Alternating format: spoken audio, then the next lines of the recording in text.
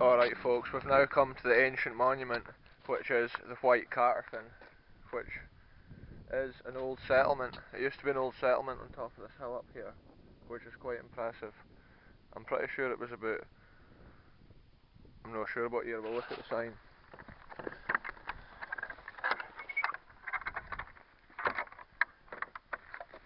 We'll see what this sign says for how old the place was. Radiocarbon dating suggests most construction was in the Iron Age between 750 BC and 200 BC. So we'll go up and have a look at the top of the hill. At the other side of the road across here behind me, there's another ancient monument similar. But today we're away to look at the White Caterthun because there's more to see up here. There's some interesting stones. All the stones we can see around the side of the hill up there must have been carried up there at one time for the outside perimeter wall of the settlement. I think it was originally believed that the people lived up here like a little town, but now I think they've found out that the people came up here in the summer, autumn time to go hunting, stuff like that, and then they would have gone to lower lands in the winter.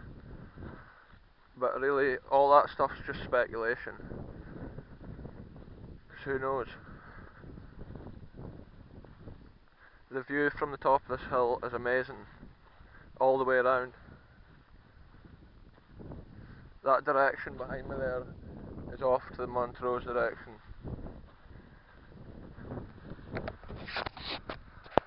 Up this way here would be Glenlethnet. So we can see here now at this time of year, all the heather's starting to come out on the hills. So all these hills are purple as far as the eye can see.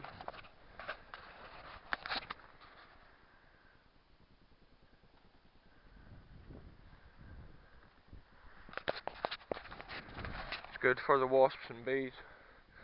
There's plenty of them flying around today.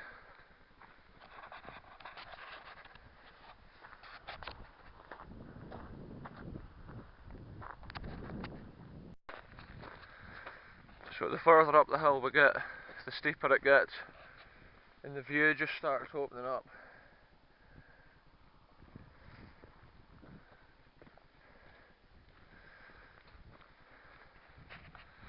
So as we're nearing the top of this path here, we can start to see evidence of the fort. And here it is.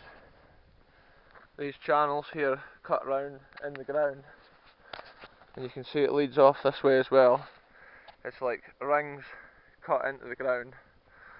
It would have been like a defence. It would have made it harder. I think they would have been deeper, like big trenches. Here's a second one here. And then there's a big area here. It would have been like no man's land, potentially, in a siege. And then I think when we get nearer the top here again, there's more of these ditches.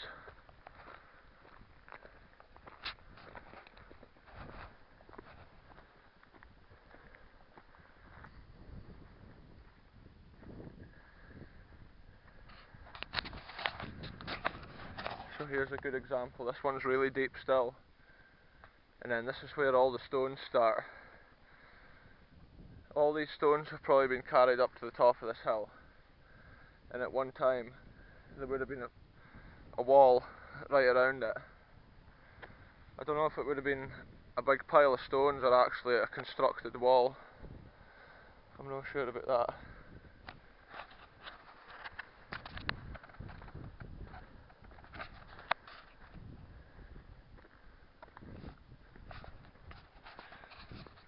I don't think this was the original entrance either into the hilltop compound here, but it's impressive.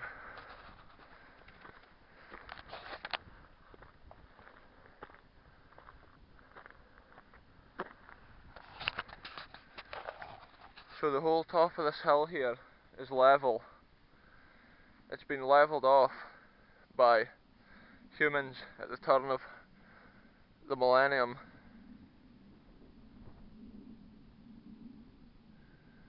You can just imagine little houses and little huts with the smoke coming out their chimneys.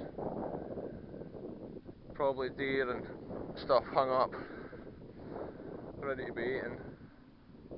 Whatever else they did back in those days, who knows? They probably did a lot more than eat.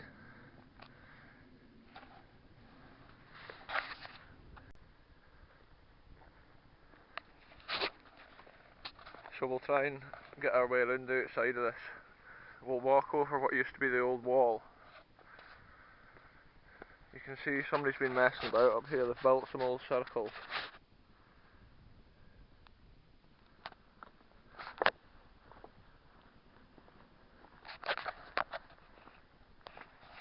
This hilltop with the stones here is prime territory for an adder. So many strange beasts up at the top of this hill, it freaks me out. Like, I hate all those horrible looking insects and flies and all that there that you get, especially wasps. We need to get on around here though, because they're flying around me when I stop.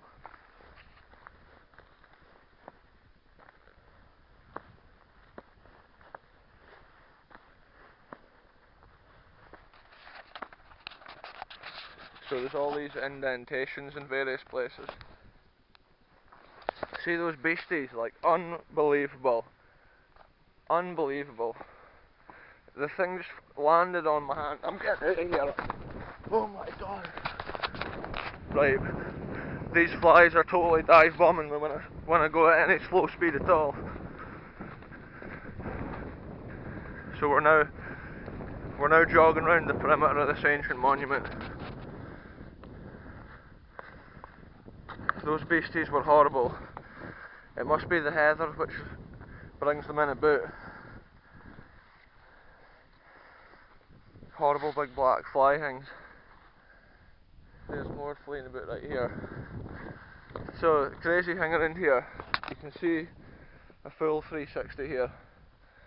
Glen Lesnett over the Vale of Strathmore, Strathmore Valley. I'm wondering if I can somehow cut back over to this middle path, because these beasts here are horrible. Here, there's honestly so many of these beasties, it's absolutely creeping me out. I'm going this way.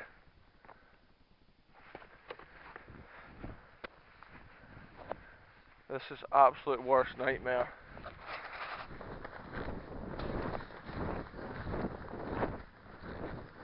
If there's an adder here, folks, I'm probably going to stand on it.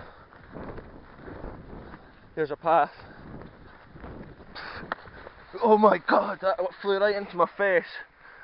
That's horrible. I'm getting attacked by flies. They're swarming. There's honestly thousands of them here. Can you see them on the camera?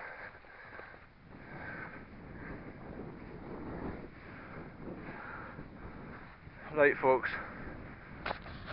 here's a really interesting part of this place up here. It's a big hole. Now I'm not sure if this place was excavated to be like that, or if that was actually maybe had a roof over. Maybe that was somebody's building. I'm not sure the proper history of it. These flies are just swarming. It's been absolutely intense up here.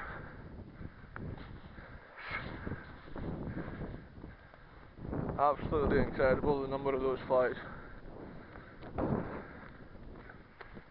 They're taking over.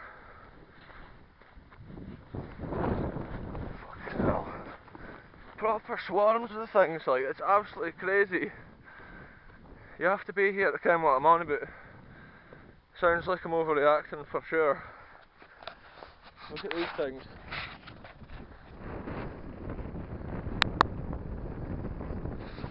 Right folks, we'll jog it round. We'll jog around this ancient monument some more. Through all these beasts.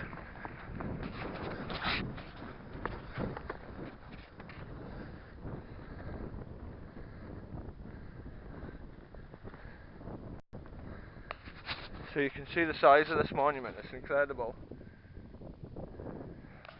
And also round this side, looking over Angus here, you can see how deep these gullies still are. Because I think this side here is obviously a lot less eroded from people walking up and down and interfering with it. So that's probably still a good 8 foot deep there, so imagine how deep it must have been back in the heyday of the thing. It's amazing.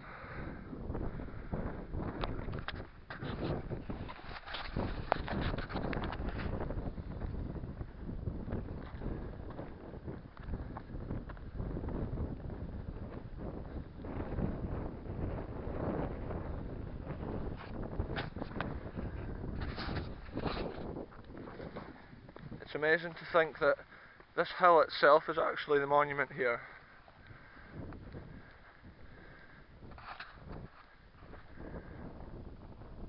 I wonder what will be left of our towns in 2,000 years.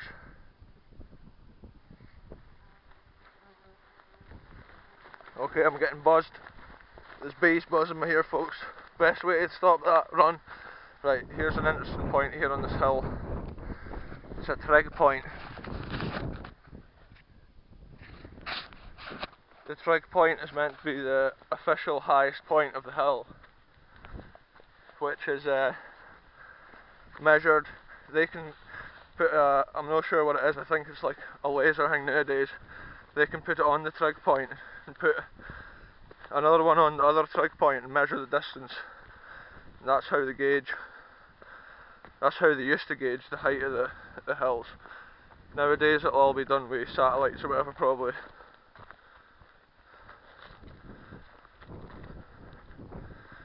So we've actually made it right around here. It was absolutely crazy how many of those black flies there was. There still is. And bees and wasps as well. It's been a good year for all that here in Scotland. And because the heather's out now, this is like LA for these flies, like.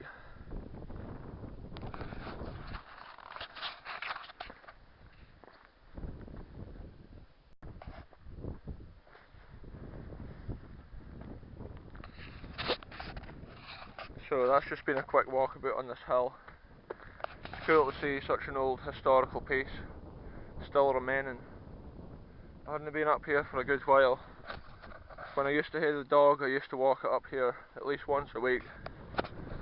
So it's good to come back and see the place.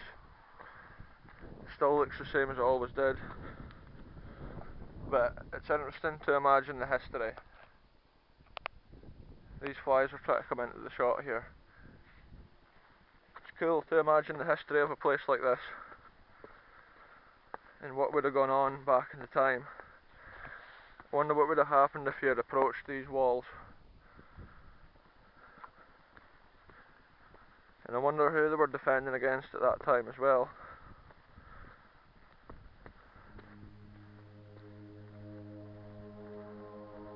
Anyway folks, that was a cool little walk around this hill. I'll see you in the next video.